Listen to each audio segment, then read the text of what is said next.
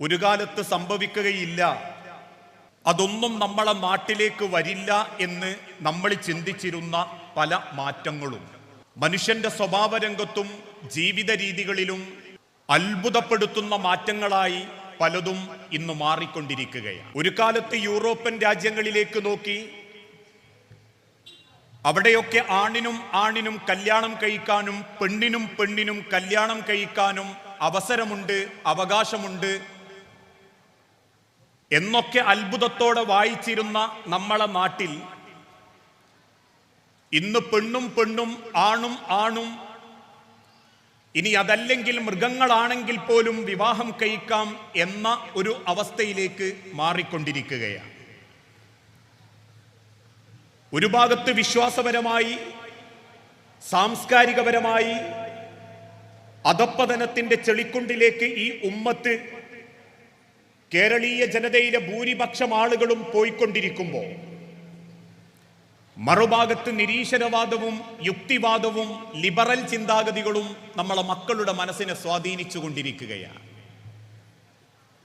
അതുകൊണ്ട് ഏക സിവിൽ കോഡിനെ കുറിച്ചും 2 പെൺകുട്ടികൾ മാത്രം വിവാഹം കഴിക്കുന്നതിനെ കുറിച്ചും വിവാഹം കഴിക്കാതെ ജീവിക്കുന്നതിനെ കുറിച്ചുമൊക്കെ ആ കാര്യങ്ങൾ ചോദിക്കുമ്പോൾ മുസ്ലിം കുടുംബത്തിലെ പെൺകുട്ടികൾ പോലും പറയുന്നു, അതൊക്കെ നല്ലതല്ലേ, അതൊക്കെ ഓരോരുത്തരുടെയും വ്യക്തിപരമായ സ്വാതന്ത്ര്യമല്ലേ, ഞങ്ങൾക്ക് പാൻറിടണമെന്ന് തോന്നിയാൽ പാൻറിടുന്നതിനെന്താ, ഞങ്ങൾക്ക് നിര്യാണിക്ക് മുകളിലേക്ക് ജീൻസ് ഉടുക്കണമെന്ന് പറഞ്ഞാൽ അതിൽ കുറ്റം കാണുന്നതിനെന്താ.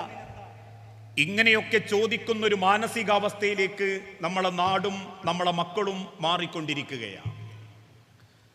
ഒരു ഭാഗത്ത് കൊള്ളയും കൊലയും ചതിയും വഞ്ചനയും വ്യാപകമാകുന്നു.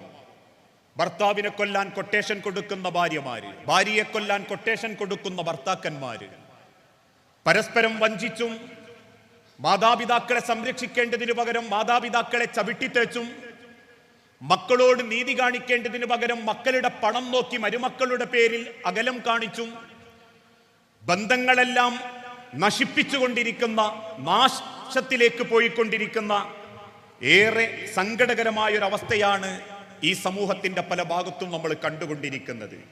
നാവിനടിയിൽ തിരുകലും മൂക്കിലേക്ക് വലിച്ചു കയറ്റലും ഞരമ്പുകളിലേക്ക് സിറിഞ്ചുകളിലൂടെ കുത്തിത്തായ്ത്തലും ഒക്കെ ആണത്തത്തിന്റെ ലക്ഷണമാണെന്നും അതുകൊണ്ട് ആൺപെൺ വ്യത്യാസമില്ലാതെ കള്ളിലും കഞ്ചാവിലും ലഹരിയിലും മാരകമായ വ്യത്യസ്ത പദാർത്ഥങ്ങളിലും ജീവിതം നശിപ്പിച്ചുകൊണ്ടിരിക്കുന്ന നാടിന്റെയും കുടുംബത്തിന്റെയും തീരാത്ത തലവേദനയായിക്കൊണ്ടിരിക്കുന്ന നിരവധി യൗവനങ്ങളെ, കൗമാരങ്ങളെ നമുക്ക് ഈ സമൂഹത്തിന്റെ പല ഭാഗത്തും കാണാൻ സാധിക്കും. പക്ഷെ ഇതിലൊക്കെ ഏറെ സങ്കടകരം, ഇതിൻ്റെയൊക്കെ മുൻപന്തിയിലുള്ളത് പലപ്പോഴും ഉമ്മത്ത് മുഹമ്മദ് എന്ന് അവകാശപ്പെടുന്ന പവിത്രമാക്കപ്പെട്ട നമ്മളിൽ ചിലർ കൂടിയാണ് എന്നുള്ളതാണ്. എന്തുകൊണ്ടാണ് രക്ഷിതാക്കളെ, നമ്മളെ മക്കളും നമ്മളെ നാടും നമ്മളെ കുടുംബവും ഇത്രയേറെ കൈവിട്ടു പോകാനുള്ള കാരണം? എന്തുകൊണ്ടാണ് ഇത്തരത്തിലുള്ള തോന്നിവാസങ്ങളിലും അധപ്പതനത്തിലും നമ്മളെ തലമുറകളാവാനുള്ള കാരണം? ആ ചോദ്യത്തിന് വിശുദ്ധ ഖുർആൻ കൊടുക്കുന്ന മറുപടി, ഇന്ന് ലോകത്തിന്റെ നാനാഭാഗങ്ങളിൽ ഇസ്ലാം 2 കൈയും നീട്ടി ലോകം സ്വീകരിക്കുന്നുണ്ടെങ്കിലും ആ ഇസ്ലാം ജനിച്ച അന്ന് മുതൽ കിട്ടിയ നമ്മളിൽ പലർക്കും ആ മതത്തിന്റെ ഗൗരവത്തെ പറ്റിയോ, ആ മതം ലോകത്തിന് കൊടുക്കുന്ന സമാധാനത്തെ പറ്റിയോ, ആ മതം സ്വീകരിക്കുന്നവരുടെ ജീവിതത്തിൽ ഉണ്ടാകേണ്ട മാറ്റങ്ങളെ പറ്റിയോ, ആ മതത്തോടുകൂടി സമാധാനത്തോടെ ജീവിക്കേണ്ട ജീവിത സംസ്കാരത്തെ പറ്റിയോ നമ്മളിൽ പലരും കൃത്യമായി മനസ്സിലാക്കാതിരിക്കുകയും കേവലം പേരിന് മാത്രം മുസൽമാനായി ചടയുകയും വസ്ത്രങ്ങളിലും ഇബാദത്തുകളിലും മാത്രം മുസ്ലിമിന്റെ ചിഹ്നങ്ങൾ കാണിക്കുകയും ചെയ്തു എന്നൊരൊറ്റ കാരണത്തിന്റെ പേരിലാ നമസ്കാരം നന്നായ വാപ്പാന്റെ മക്കൾ ഇന്ന് കഞ്ചാവിന്റെ അടിമയിലേക്ക് പോകാനുള്ള കാരണം. സലഫി പർദ്ദയും മഫ്തയും ധരിച്ചിട്ടും ഇന്നും ഭർത്താവിനെ വഞ്ചിക്കുകയും വൃത്തികെട്ട ജീവിത സംസ്കാരത്തിലൂടെ സ്വന്തം നാവ് പോലും നിയന്ത്രിക്കാൻ ഒരു പെണ്ണിനും ഉമ്മാക്കും മക്കൾക്കും പറ്റാതാവാനുള്ള കാരണം പലർക്കും മതം അവരുടെ ജീവിതത്തിന്റെ ഇബാദത്തുകളിലേയുള്ളൂ, നമസ്കാരത്തിലും നോമ്പിലും മറ്റുള്ള കർമ്മങ്ങളിലും മാത്രം. പക്ഷേ ആ മതം ഒരാളുടെ സ്വഭാവത്തോട് ചേർത്ത് നിർത്തുമ്പോൾ, നമ്മുടെ ജീവിതത്തിലേക്ക് ആ മതത്തിന്റെ കൃത്യമായ ഭാഗങ്ങൾ ചേർന്ന് നിൽക്കുമ്പോൾ ഏത് മനുഷ്യനും മാറ്റങ്ങൾ ഉൾക്കൊള്ളാൻ സാധിക്കും.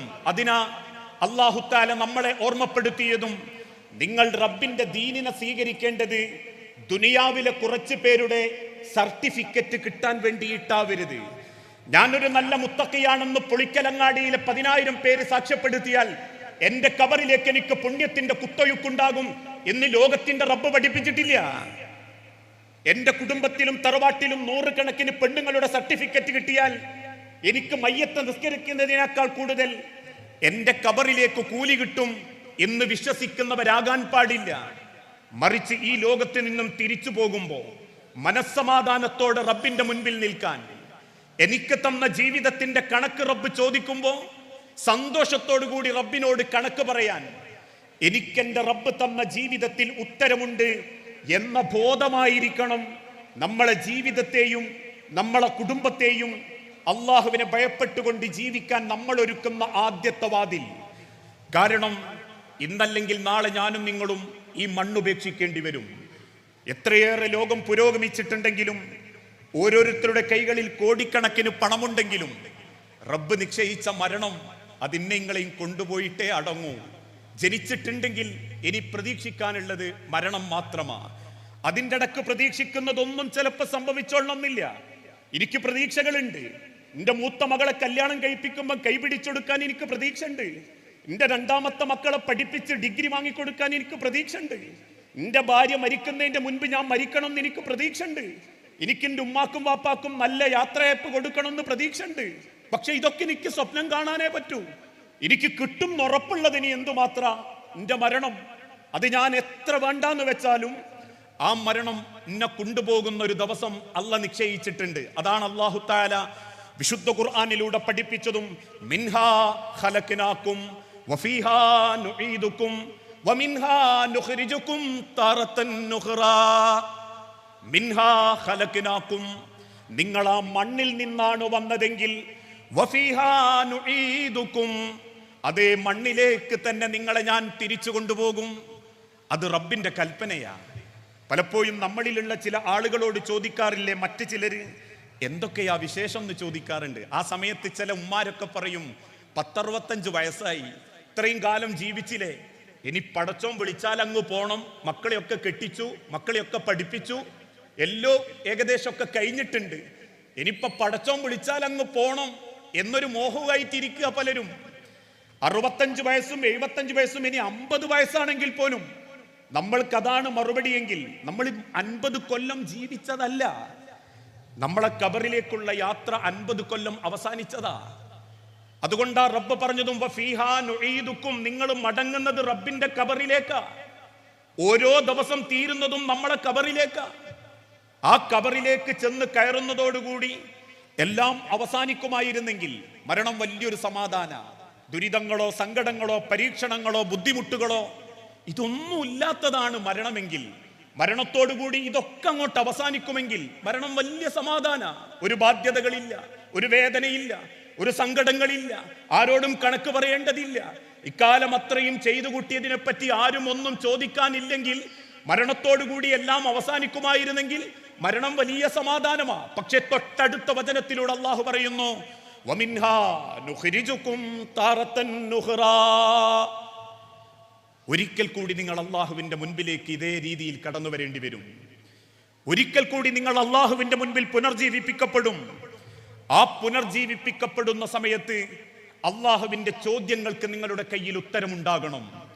ആ ചോദ്യങ്ങളിൽ ഉത്തരം പരാജയപ്പെട്ടു പോയാൽ നിങ്ങളെ ആരൊക്കെ യാത്രയാക്കിയാലും എത്രയേറെ നിങ്ങൾക്ക് വേണ്ടി പ്രാർത്ഥിച്ചാലും നിങ്ങളുടെ പിന്നീടുള്ള ജീവിതം ഏറെ ദുസ്സഹമായിരിക്കും. സഹോദരങ്ങളെ, നമ്മളൊന്ന് ചിന്തിച്ചു നോക്കിയിട്ടുണ്ടോ നമ്മളുടെ ആ യാത്രയെ പറ്റി?